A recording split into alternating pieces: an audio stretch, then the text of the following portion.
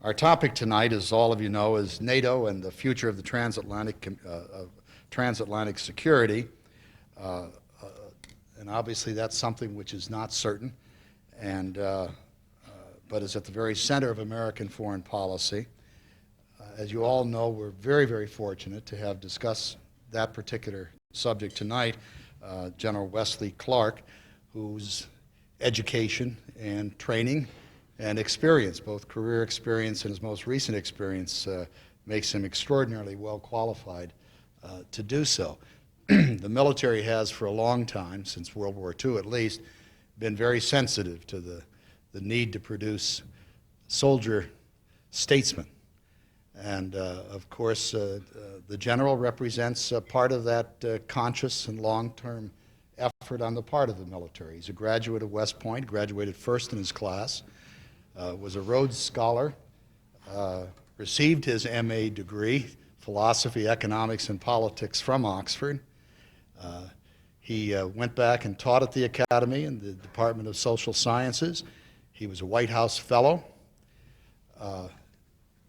and received in those early years the standard but very important Army education as well, straightforward military education, Ranger School, Airborne School, later basic and advanced armor training, Command and General Staff, the National Defense University. The career experience has been extraordinarily interesting as well. A lot of experience in training, planning, was director of the National Command Center, I believe, for a period of time, as well as having been assigned there previously, and has commanded armor units of all levels from company through the division. He commanded a mechanized company in Vietnam where he was wounded. He has commanded the 1st Cavalry Division, redeployed 3 times to Kuwait after the Gulf area in emergency redeployments. And the experience all pointed toward what would for a lot of people have been a culmination of a career. He was J5 and with the Joint Staff responsible for plans, looking at questions of political military matters around the globe, as well as military strategic planning. It was while at that very thoughtful kind of position that he was head of the negotiations, the military side of the negotiations for the Bosnia peace accords reached in Dayton. Following that, he served for 1 year, approximately, as Commander-in-Chief of Southern Command, and then was appointed to the present position on 11 July of '97, which for anyone prepared to be soldier statesman is the kind of culmination, Supreme Commander of NATO. And you all know in those years since, it's been an extraordinary experience, a unique period of time for NATO, a very trying set of policies which crystallized with respect to Kosovo. So I can hardly think of anyone who by experience and background is more prepared to talk about the tough question of NATO and its future in transatlantic security. It's my enormous pleasure to present one of our impressive public servants, General Wesley Clark.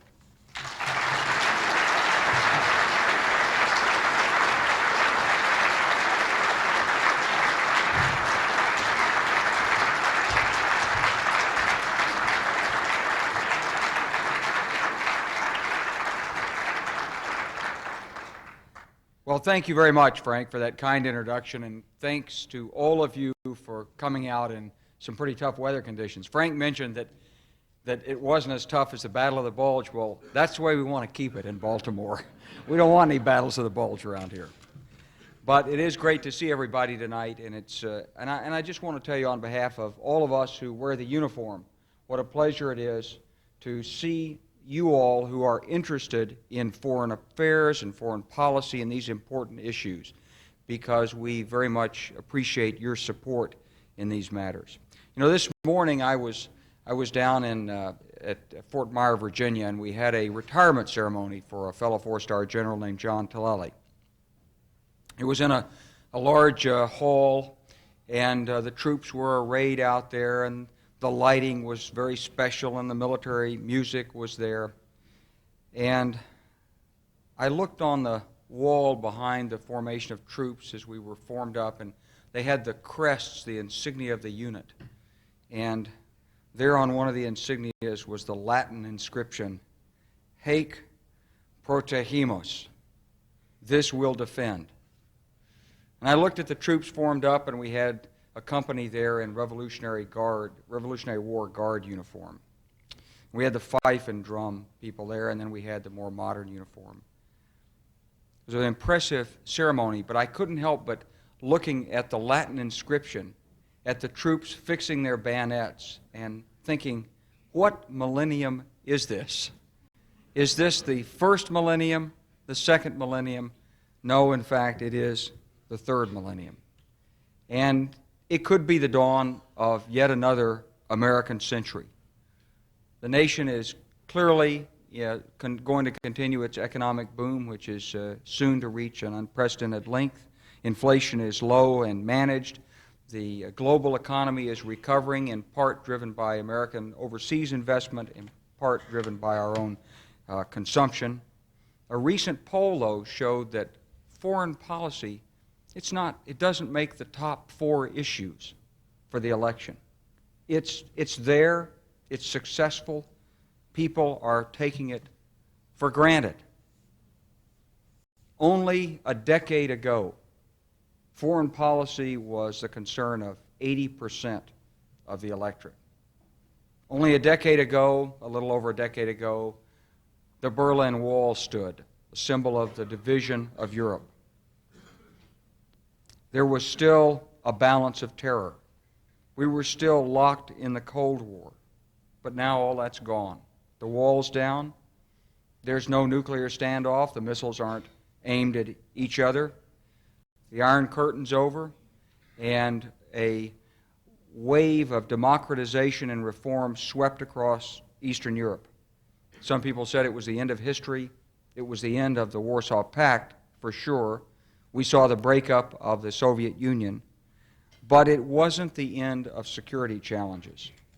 In fact, in place of the former balance of forces across Europe, we found new problems arising. Problems of regional stability or instability, problems of the proliferation of weapons of mass destruction, problems of terrorism, global and organized international crime, even environmental concerns, and problems of uncontrollable migrant flows. Some people thought that NATO would fade away with the passing of the Warsaw Pact, that it was a symmetry. They had their pact, we had our NATO. But it actually hasn't worked out that way. Instead, NATO, propelled by some incredibly far-sighted statesmen, has continued to evolve to meet the security challenges we've needed. It's been an evolution that has seen a new strategic concept, in fact, 2 new strategic concepts, a new force structure, and we're starting a second force structure review in NATO now, new concepts like the Partnership for Peace, a decision to enlarge the alliance, culminated in the introduction of 3 new member countries on the 16th of March of 1999. We brought in Poland, the Czech Republic, and Hungary. We developed new relationships, new mechanisms to relate to Russia and Ukraine. It's been a complete makeover, and I doubt that there's any international institution anywhere that can show that kind of record of dynamic and adaptive change. But for us in the alliance, it's been change that's been just in time. It's been pushed by events, and the statesmen have seen only far enough forward to ready the alliance just before it had to take action. It really began for us with the crisis in Yugoslavia. And by late 1993, we had NATO aircraft patrolling the skies over Bosnia to support the United Nations. It was Operation Deny Flight. In the summer of '95, after a mortar landed in a Sarajevo marketplace and after the terrible massacre at Srebrenica, where some 5,000 to 8,000 Muslim men were apparently killed by the Serbs, then we operated with Operation Determined Force, and we actually began our first airstrikes, 17-day airstrikes against the Serb positions in Bosnia. It was one of the factors that really helped propel the Dayton peace negotiations to end the war in Bosnia. I was along there with Dick Holbrook, and we experienced the strikes firsthand. I can tell you it was an incredible experience to be in Belgrade, in a hotel room, watching on CNN as the vice chairman of the Joint Chiefs of Staff explained the airstrikes. And we were in the sort of the heart of the adversary's capital. We were clustered in a room that we knew was filled with listening devices and television cameras, and the American Embassy had very thoughtfully provided us with something that looked like paper sacks that covered our nose and mouth so no one could take a picture of us or hear us, and we were connected by headphones to each other. And so as we watched this on the television and they reported the airstrikes were going in, we're in there going, "Can you believe this airstrike is occurring?" And then we couldn't hear each other. So we're shouting. So I don't think we accomplished much in terms of operational security, but it was certainly a strange moment. The Dayton peace talks, though, propelled really by NATO's forcefulness, brought the end to the fighting in Bosnia, and NATO began its first real operation. NATO deployed 60,000 troops to Bosnia, starting in December of 1995, including 20,000 American troops. You may remember the terrible trouble we had crossing the Sava River and trying to build a bridge there in some very, very tough weather conditions in January of 1996, but we made it in there. I took over the command there in NATO from General George Jowen in the summer of '97. And at that time, we had still over 30,000 troops in Bosnia. And what was looming on the horizon was a problem in Kosovo. In Kosovo, we knew there was a potential for a real explosion of ethnic hatred and ethnic cleansing that was unlike anything even we might have seen in Bosnia. In fact, when we were in the Dayton negotiations, we tried to talk to President Milosevic about Kosovo. But he always said, "This is internal matter. It cannot be discussed." And we focused on the task at hand, which was bringing the peace to Bosnia. By March of '98, however, things looked very bad in Kosovo. There was a family, the Yashari family, was brutally attacked and massacred in their home, some 60 family members killed by Serb police. We knew then that this conflict was going to break out in the open and get out of hand. In the May of 1998 NATO foreign ministers meeting, the foreign ministers made strong statements calling for drawing a red line, stopping another bout of ethnic cleansing. In June of '98, the defense ministers chartered NATO command authorities, my command, to start doing operational planning to be ready to take action.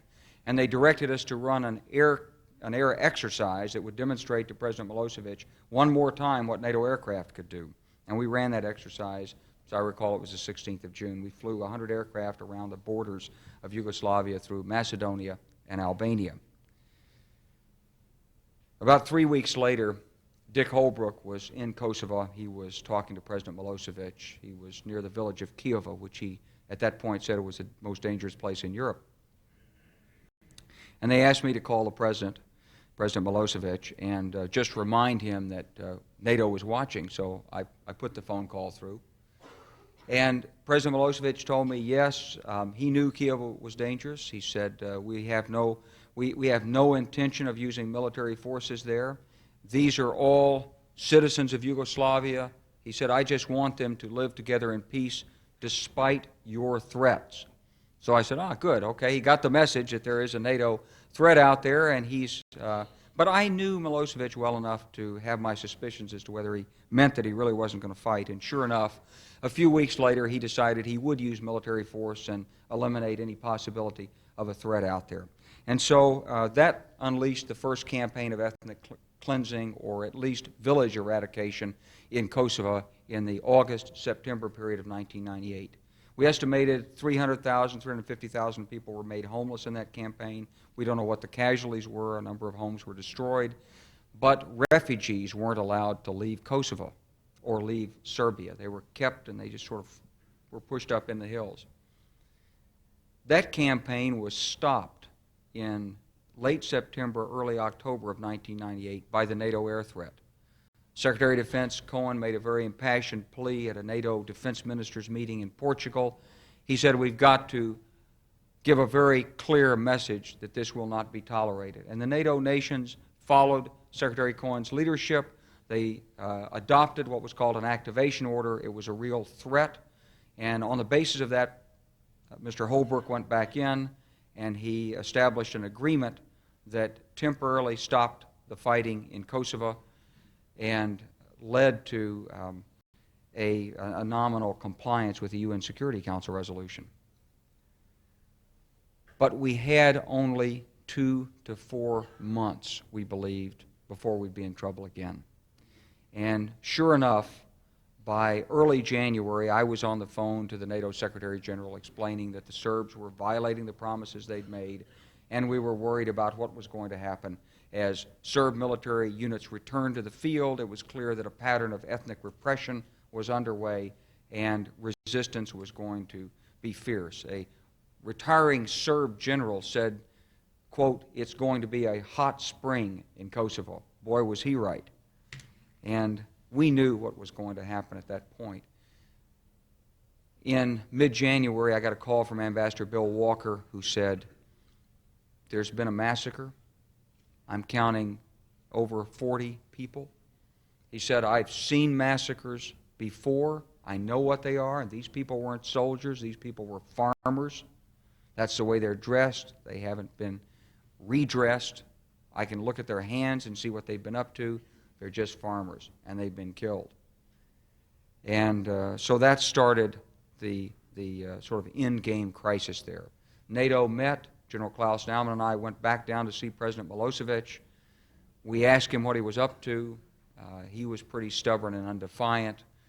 And defiant there, he didn't want to make any concessions. He didn't want to allow a full investigation. He didn't want to keep his promises to NATO.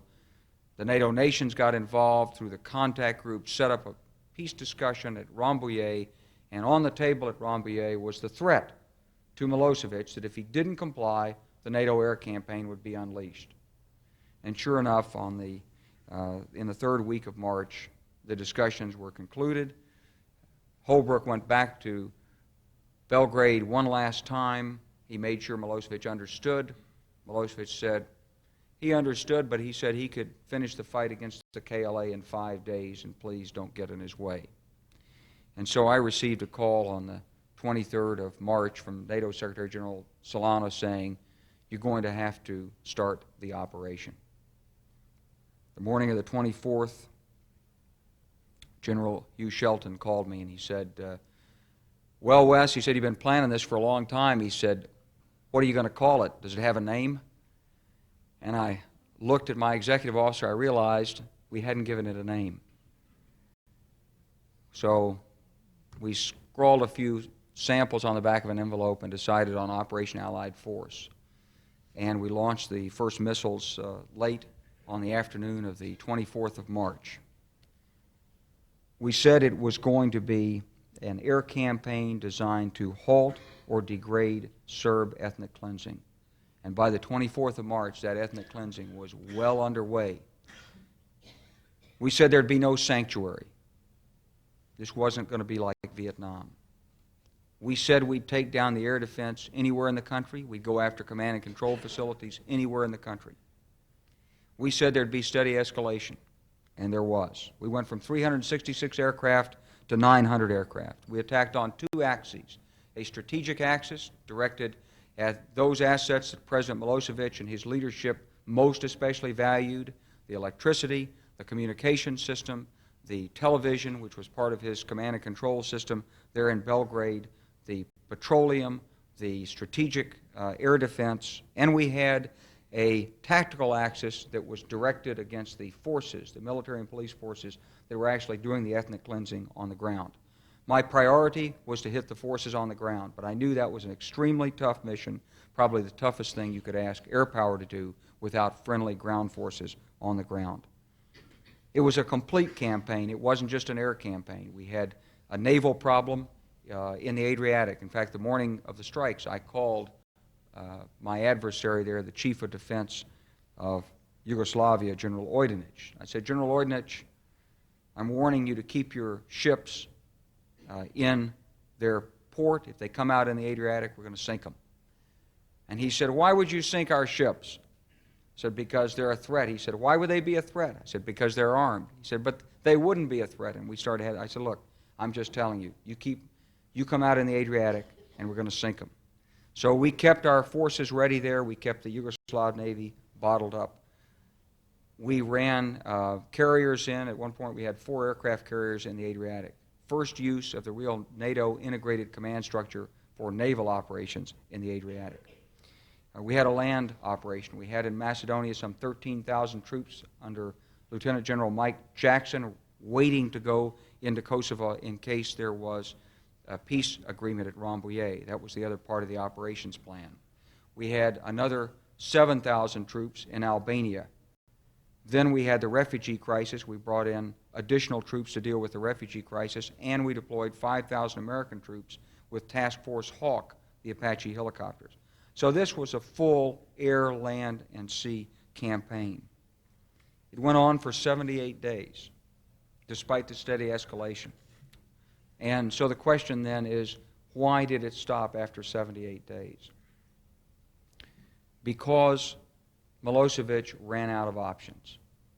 He didn't succeed in fending off the NATO air attacks. He didn't break NATO's resolve. He didn't destabilize the neighboring countries. He didn't finish off the Kosovo Liberation Army in 5 days.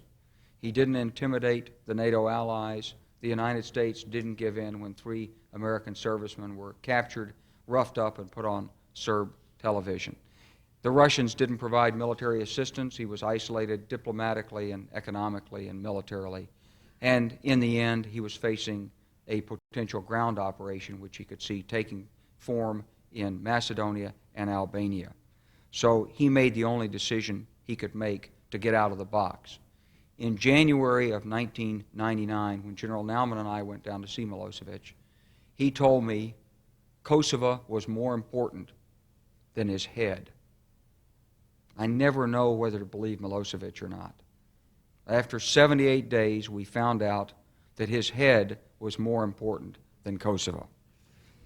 We've got Kosovo now, and all NATO's conditions were met. The Serb military, police, and paramilitary were forced to leave. NATO forces came in, a ceasefire is in place, and almost all the refugees have returned there. It's the greatest spontaneous return of refugees since World War II. And that takes us to where we are today. Today, NATO has 2 operations on the ground in the Balkans. We've got 25,000 troops on the ground in Bosnia under the command of an American general, Lieutenant General Ron Adams. In that force, we have some 5,000 American soldiers.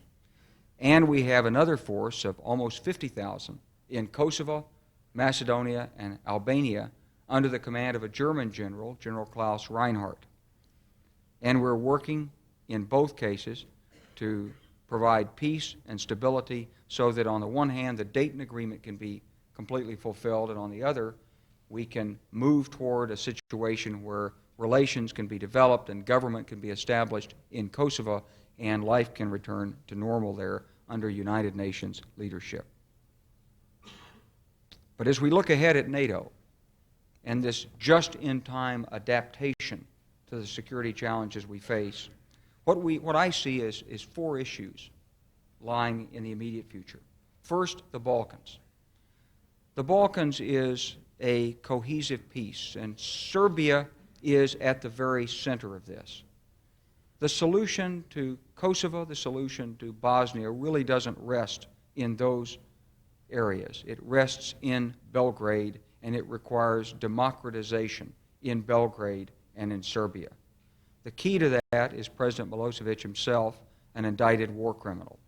And so I would suggest that we've got some more work to do in the Balkans, and we've got to keep our eyes firmly fixed on the need for a regional solution, not simply focus on our forces and our activities in Kosovo and Bosnia.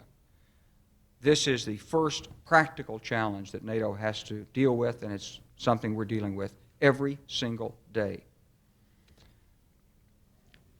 The second challenge is the European security and defense identity. You know, as we emerged from the war in Kosovo, there was a lot of anxiety in Europe. This is a war in which the American Air Force had a very, very strong role.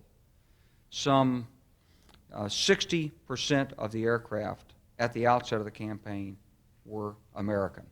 Of the 366 aircraft we started with, 200 American, 166 European. During the course of the operation, we tripled the number of American aircraft. The Europeans doubled their aircraft. Still a substantial contribution by Europe, but their concern was that Europe didn't do enough. And I heard the same comments on this side of the Atlantic too. So the Europeans emerged with a fierce determination, or at least a fierce rhetoric, to do more. This is the European security and defense identity, and this issue has been rumbling through the alliance and through public dialogue ever since.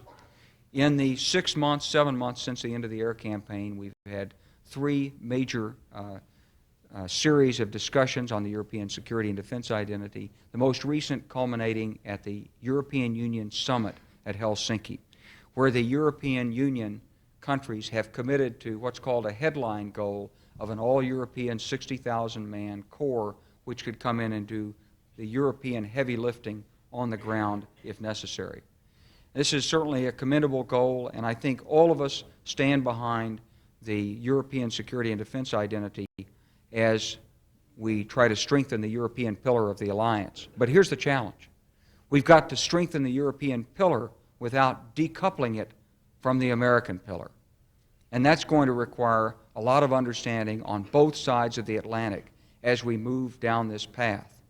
The key to NATO's success for 50 years has been shared risks, shared burdens, and shared benefits.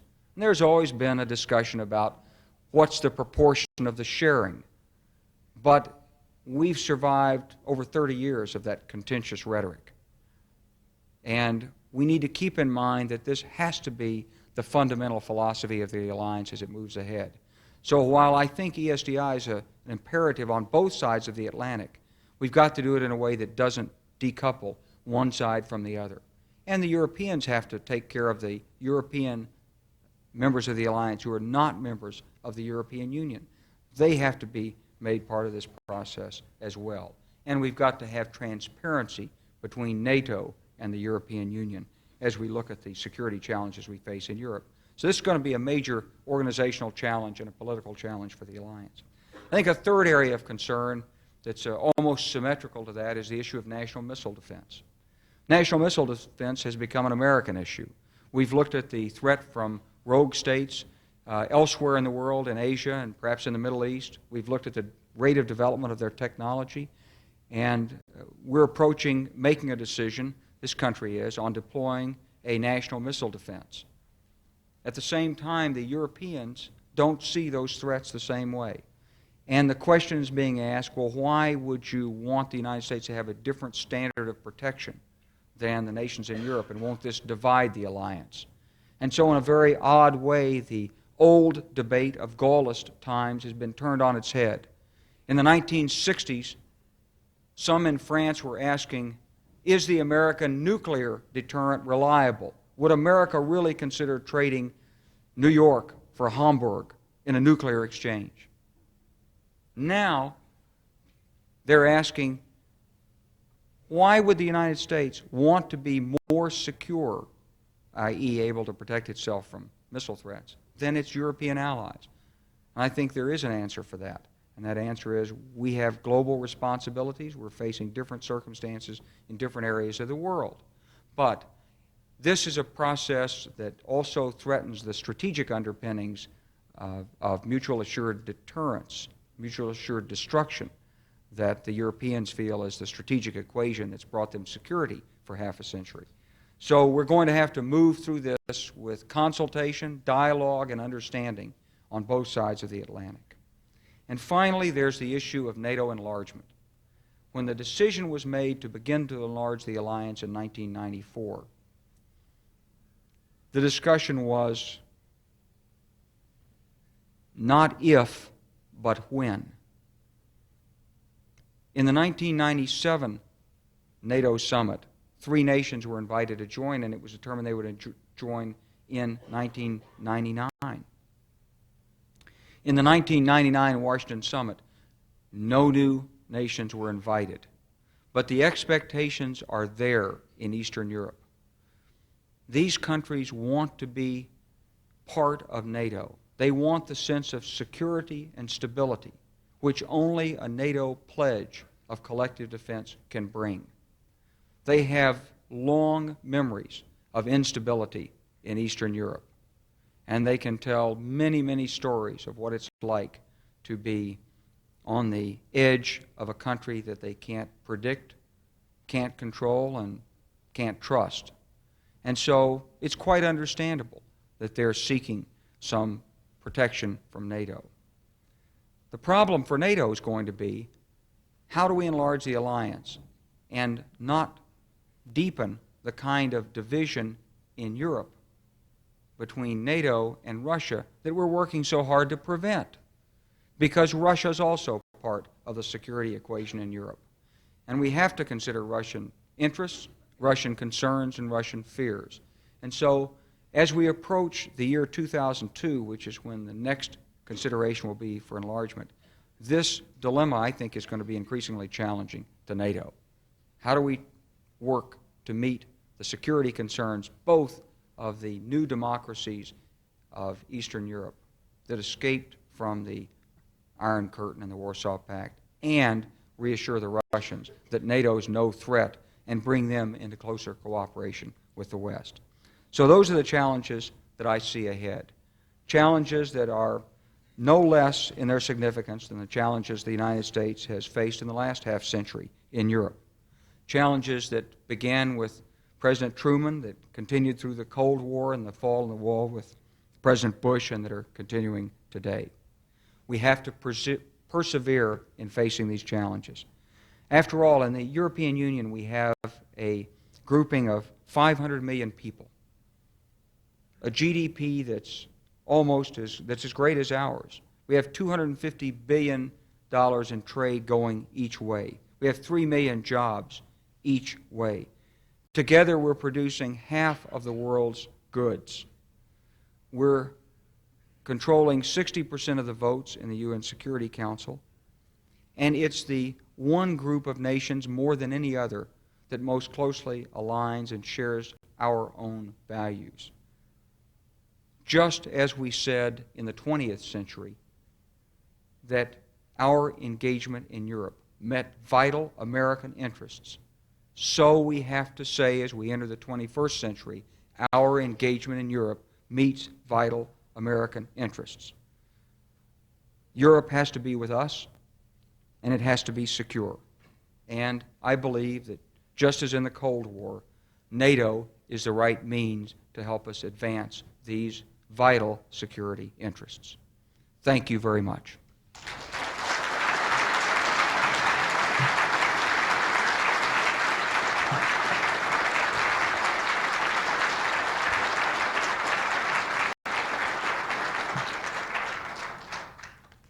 Well, we thank you very much for a definitive statement of recent American and European history, and for outlining so nicely the challenges and problems of the future with respect to NATO. The General, of course, has agreed to answer questions. The floor is now open. I would hazard a guess that most Americans support morally the actions that were taken in Kosovo to protect certain peoples and other places as well. I would also hazard a guess that many Americans would also support some of the independence movements that occur. In other words, not just defense, but independence. So where does NATO stand? And you can take any example you choose, if Kosovo is the one you want, in terms of the differentiation between fighting repression versus acting for independence. Thank you. Well, I think it's an important question, but it's not a question that NATO itself can resolve. NATO is not a full-service institution. NATO does only a certain range of things. Basically, NATO is a political alliance that preserves security. And in the new strategic concept, NATO said it will act beyond its own borders if necessary to help preserve that security and the stability that's required for the continuing political integration and economic development of Europe. But, you know, the issue of autonomy for Kosovo versus independence for Kosovo is a profound political issue. Now, we all understand that most of the Kosovar Albanians want independence. But the simple fact is that the decision has been made by the political leaders in the alliance and in the United Nations that Kosovo will remain part of Yugoslavia.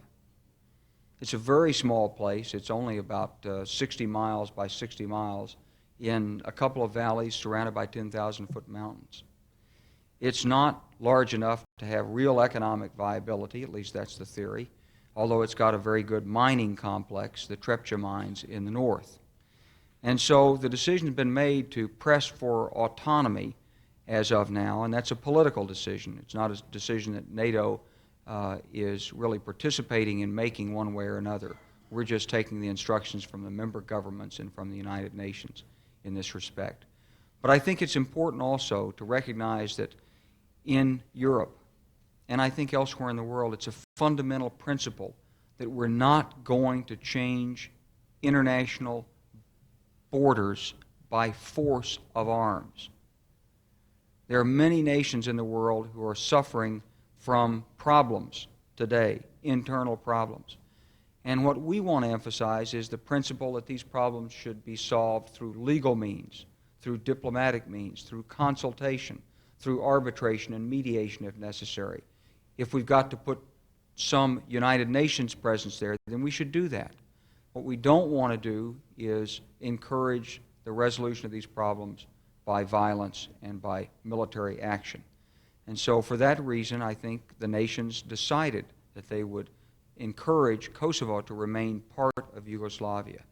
That clearly presents some practical difficulties because Yugoslavia right now is governed by an indicted war criminal. And so I think that there's not much political progress possible until we see the democratization that I've called for in Serbia. But that's where the issue is right now. NATO's there to help preserve stability, to keep the peace, to enforce the military technical agreement that got the Serb forces out, and to make sure that we've got a chance for a UN mission to succeed on the ground. And that's our mission. That's what we're doing. My question to you is, Chechnya right now is being bombarded indiscriminately by Russia. Civilians are suffering, dying. And what would that say as far as NATO concerned?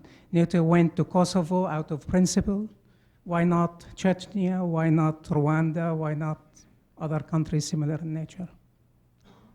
Well, I think it's certainly an important issue. And the nations of Europe in particular have looked with great concern as this tragedy in Chechnya has unfolded. Many, many strong statements of condemnation have been made. And it's clear that what's going on there is not simply an action against what was originally termed bandits and terrorists. And so we see a very disturbing use of violence there. And of military force which has had a high degree of attacks on civilians and the indiscriminate use of military weapons. So we've seen all that, and those statements have been made. The fact remains that NATO is engaged in the area around the periphery of NATO members right now. So we're watching anxiously. The country of Georgia has come to us. You know, they border Chechnya. They've expressed their concern about some intimidation by Russia. NATO's met with Georgian officials. We've talked to these people. Many national leaders as well have met with the Georgian officials. And so we want to first make sure that it's very clear that Georgia is an independent nation. Beyond that, we're just very much concerned with the pattern of events we see in Chechnya. But I think President Clinton said something that's important to consider in this. He said, when you can make a difference, you should do so. Rwanda is a long way from NATO. And at the NATO summit, there really wasn't any support for NATO undertaking missions in Africa. These are important political questions, whether it's in Africa or further east, that have to be resolved by NATO governments. Governments and democracies respond to public opinion, they look at international law, and they look at their own capabilities. And so I very much appreciate what you're saying, and we are where we are in this issue. But I'll tell you, there's a lot of concern about what's going on in Chechnya. Next month in February, the 49th Division, Armored Division out of Texas, National Guard is being mobilized and to go to Bosnia to continue the peacekeeping operations there.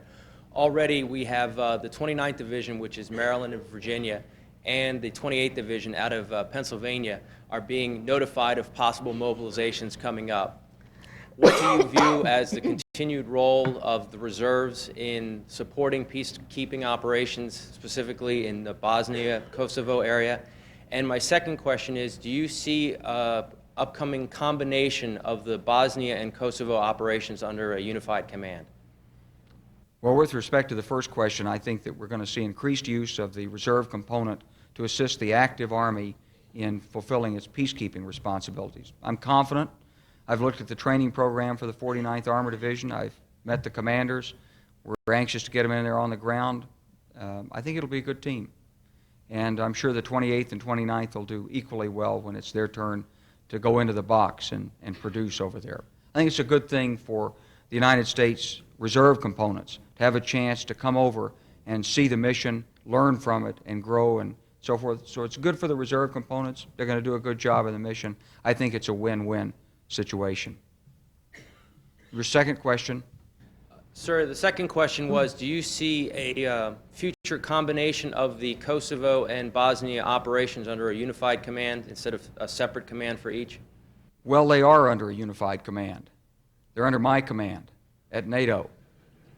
And we've looked at whether there needs to be a lower level command that combines both theaters, and there doesn't. There's no need for that because the two theaters are geographically separated. There's no economy of effort that you could gain by putting a single command closer to them than where we stand at SHAPE. You couldn't swap resources, you couldn't consolidate the logistics, and they're already being serviced by the same Combined Air Operations Center. So I think we've got a pretty good command arrangement for now. The question is, what's the future of those forces? And I'm sure somebody's going to ask me how long they have to be there. I don't know much about military things, but I do follow campaigns like Operation Allied Force. And naturally, I followed everything that Jamie Shea had to say about the NATO bombers that were blowing up, you know, the different things. However, in speaking with General Ryan's office at the Pentagon, it turns out that the NATO bombers were predominantly United States Air Force, and the NATO pilots were predominantly citizens, and the action was predominantly paid for by taxpayers of American, you know, us.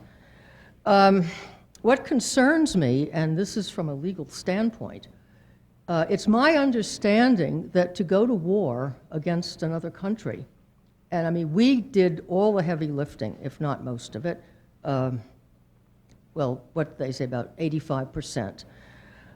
There is something called the 90%? Okay, my question is, doesn't the Constitution of the United States figure in this matter, and shouldn't have this been brought before the American people, and shouldn't the War Powers Act been taken into account? And are we just going to go and keep doing this without going to the American people and getting some feedback as to what we believe and what we think? Thank you. Well, first of all, I think we have to be very careful how much credit we take for the United States on this operation. This was a NATO operation. It wasn't an American operation. And although the majority of the assets over there were American, I'm talking about the 60 to 66% level, 30 to 40% were European. Almost all the forces on the ground in Macedonia were European. We only had about 400 Americans out of 13,000 that were on the ground in Macedonia. And in Albania, of the 12,000 troops, 5,000 were American. So by far, the majority of the ground troops were European. So I think we have to be careful. This was an alliance operation. Now, as far as the decision-making that concerns this, I know that the appropriate notifications were made to the Congress under the legislation that was required to employ military forces. It was fully in compliance with constitutional procedures. But the thrust of your question really goes beyond that. I think you're asking a deeper political question. And I'm not going to be able to answer that question for you. I'm a soldier. I do what I'm told. I follow the orders of the Commander-in-Chief, and in this case, the NATO Secretary-General, and those were lawful orders to the best of all of our knowledge, and those are the orders we carried out. During the bombing, the State Department and NATO informed us that upwards of 100,000 Albanian civilians had been killed by the Serbian forces. That figure so far has yielded actually a little over 2,100 dead Albanians have been found. More investigation needs to be done, of course. On the Serbian side, however, regarding civilians that were killed so far, the figures are close to 2,000 and growing. That doesn't include the fact that depleted uranium was used, and the environmental damage is extensive, and therefore it's going to continue to affect the civilian population. How can you, as the commander then of NATO forces, justify the extensive targeting of civilians in this conflict? And number two, is this now a precedent where civilian targets in a conflict will be hit? Well, there are several strands to this question. First, let's talk about the statistics, and then let's talk about the targeting. During the war, what we knew was about 100,000 Albanians were missing, and the word was missing. They hadn't become refugees. They weren't living in their villages. In fact, we saw these people. We could see them through our photographs, our aerial photographs. They were camped out in cars, on mountainsides, some of them in the snow, with no food, no water, no shelter, and they were in hiding from the Serb forces. Some of these people came back in. They lived in their basements. Some people lived under floorboards. Some people hid in closets and in attics of buildings while the Serbs rampaged through the homes, stole food, and did other things. A number of these stories have emerged after the war. What we actually believed were about 10,000 who were victims of ethnic cleansing. Now, the figure you cited, the 2,100 bodies, is about accurate, to the best of my knowledge, in terms of what's been found right now in the grave sites. But less than a third of the known grave sites have been exploited. And the United States and the International Criminal Tribunal have both said that 10,000 is about the right figure.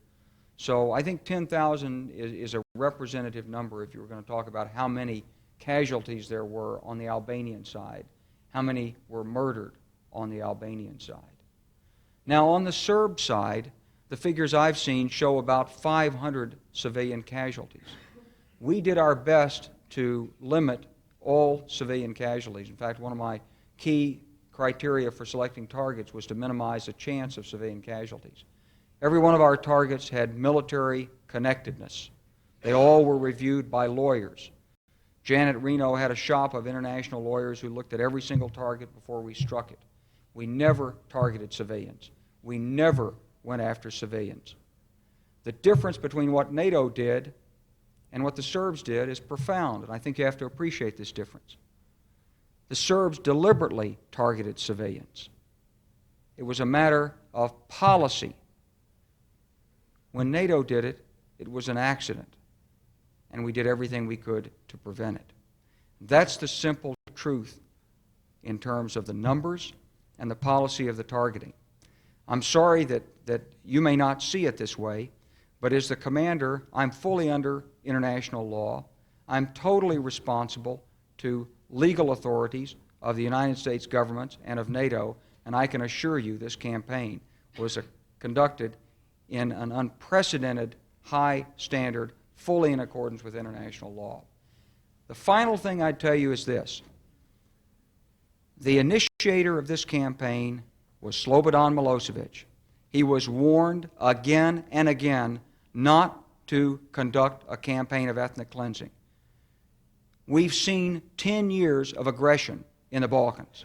We've seen Milosevic begin with the war against Slovenia and lose it. We've seen him move into Croatia and hold the Krajina, conduct ethnic cleansing there, and be forced out by the Croat military in 1995.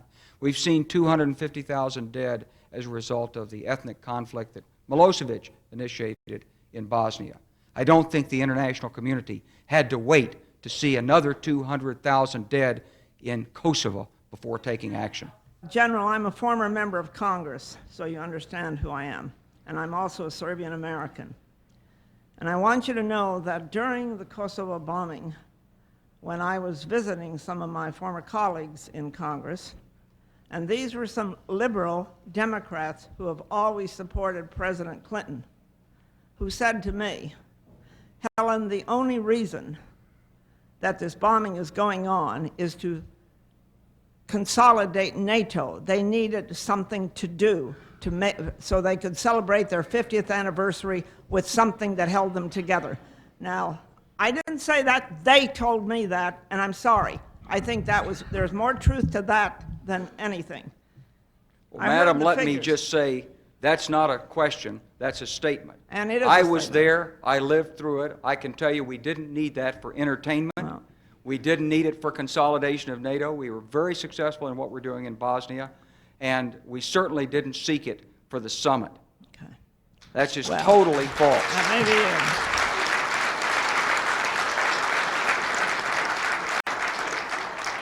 it. What I have been very concerned about, you keep talking about Slobodan being the bad guy, and he is a bad guy. I went over there in '92 to try to get him out, and I was stopped by our State Department, okay? In '96, when they had massive demonstrations in Belgrade by the opposition, when they could have done something, that we did not lift a finger to get him out. In '97, the same thing, we did not lift a finger. Recently, last year, when the opposition wanted to demonstrate and do some things, and they asked for some help from over here. They asked for some buses so they could take the demonstrators back and forth. And do you know that we would not give them permission? These were buses that were being donated to them. We would not give permission for those buses to go over to carry those demonstrators back and forth. Somewhere, there's not a connection between what's going on. So if Slobodan is so damn bad, why didn't they take steps before, as they should have? Well, I'm not going to be able to. I think he is bad. I think he's I'm not rotten. going to be able to talk about every bus that was or wasn't put in Serbia. We worked with Milosevic during the Dayton peace agreements. He signed a pledge at Dayton. We asked him, are you going to protect our soldiers? Are you going to uphold the Dayton peace agreement? He said, yes, I'll do this. We said, good. What about the war criminals? What are you going to do with Radovan Karadzic? He said, don't worry about Radovan Karadzic. He will go away. He will not be a problem. You'll have an election. Different people will be elected and so forth. It was wrong. Radovan Karadzic didn't go away. In the summer of '97, spring of '97, Dick Holbrooke went back over there, as I recall, and Milosevic made another agreement that he would suppress Karadzic. It didn't happen. Karadzic has maintained his influence. Milosevic has maintained his action and his maneuvering and manipulations in Bosnia. And it's become more and more clear that the source of all of this trouble is Milosevic. Finally, he was indicted. So I think what you see is a progressive recognition of the fact that the troubles in Bosnia and the troubles in the region are and have been for a long time, to an extraordinary extent, the responsibility and the result of President Milosevic and his manipulation and conniving. This is still about a greater Serbia. It's still about ethnic hatred. It's still about using people's fear and insecurities to gain political power and economic wealth. And in the 21st century, those principles can't be permitted in the Euro-Atlantic community anywhere, and that includes in the Balkans. Well, I hope you're right, but in the meantime, right now in Kosovo, there are 80 old monasteries that have been destroyed since the NATO troops moved in. There are all the Serbians who've been killed there by the Albanians, and this is going on, and I don't see NATO doing a damn thing to prevent any of that or any hue and cry about those wonderful monasteries being destroyed. Well, regarding all those monasteries, I was in there with those monasteries 1 week ago in the snow. We have guards on the monasteries there. I was with the U.S. soldiers that were guarding them.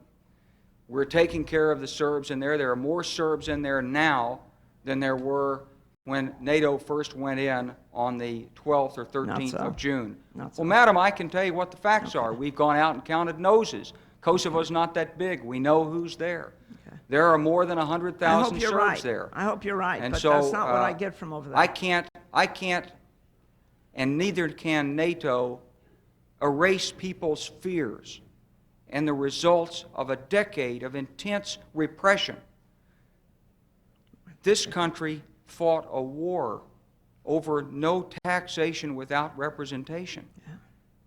What was going on in Kosovo was a whole lot worse than that. It took 10 years for it to blow up in there. It blew up. Yeah. There are still some intense passions. A lot of the ethnic cleansing was done by neighbors, and they were recognized. And those passions don't go away easily. So it's going to take some time. But I'm confident that we can work our way through this.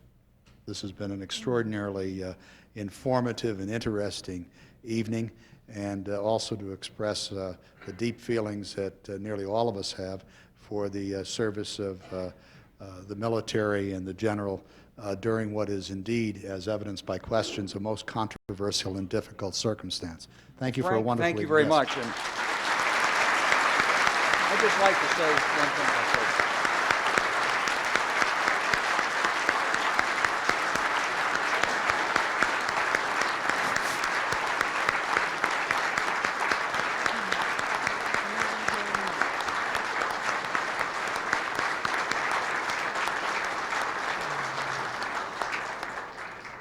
I just want to have a couple of words, if I could. First, to thank you all for coming here. To tell you that I know that some of you may have disagreed. This was controversial. But I thought you were entitled to the facts as I knew them and to the opinions that I had as a commander, and I gave you those in a candid way. And in a democracy, people don't have to agree, but they have a right to express their opinions, and I appreciate the fact that you expressed yours, and I appreciate your giving me the chance to express mine. Secondly, I want to tell you that the heroes of this campaign are the men and women whose faces you never see. There was a policy that we would never release the names of the pilots or their faces or pictures. In fact, the pilot of the F-117 came to me after he got shot down. He said, "Sir, do not release my name. I want a career in the United States Air Force, and I don't want anybody to know who I am." But there was also an active effort by Serb intelligence to identify families and of the pilots and target and threaten these families. And so for their safety, we had to protect them. I'm sorry about that because there were some magnificent men and women who flew those aircraft. And I said men and women, including women who piloted F-15E fighter bombers and flew a dozen missions over Belgrade and dropped the most modern ordnance. They were proud, they were competent, they were courageous, and they have been silent. And I think all of us are in profound admiration of what they did in this campaign. It was an extraordinarily dangerous campaign. Do not be misled by the fact that we only lost 2 aircraft. There was anti-aircraft fire every day.